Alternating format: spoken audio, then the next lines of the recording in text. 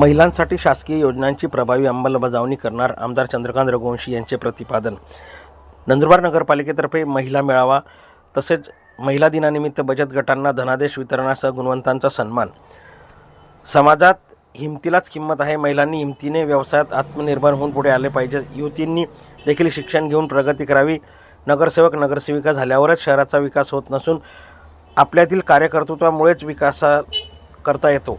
नगर परिषदेच्या माध्यमातून महिलांसाठी शासकीय योजना प्रभावीपणे यशस्वीरित्या राबवण्यात येत आहेत, असे प्रतिपादन शिवसेनेचे संपर्क प्रमुख आमदार चंद्रकांत रघुवंशी यांनी केले।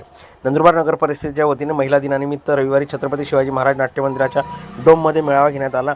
या प्रसंगी मार्गदर्शन करताना आमदार चंद्रकांत रघुवंशी बोलत होते। यावेळी नगराध्यक्ष रत्ना रघुवंशी तसेच मान्यवर उपस्थित होते। नंददर्पण न्यूज लाईक करा, सबस्क्राईब करा आणि शेअर करा। धन्यवाद। नगरपालिका ही महिलांच्यासाठी बचत गटाच्या माध्यमातून सरकारच्या ज्या योजना आहेत त्या सगळ्या योजना यशस्वीपणे त्याची अंमलबजावणी करते आहे। एकही माणसाला वशिला लावायची गरज नाही।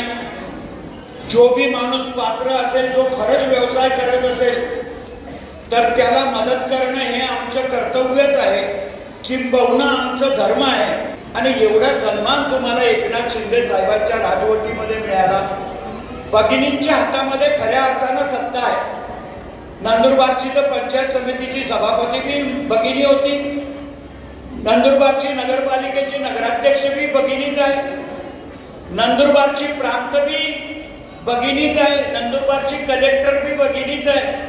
तुमचं सगळं राज्य आहे आणि तुमच्या राज्यामध्ये आम्हाला सुद्धा तुम्ही मदत करजा एवढीच आम्ही तुम्हाला विनंती करायला आलेलो आहोत।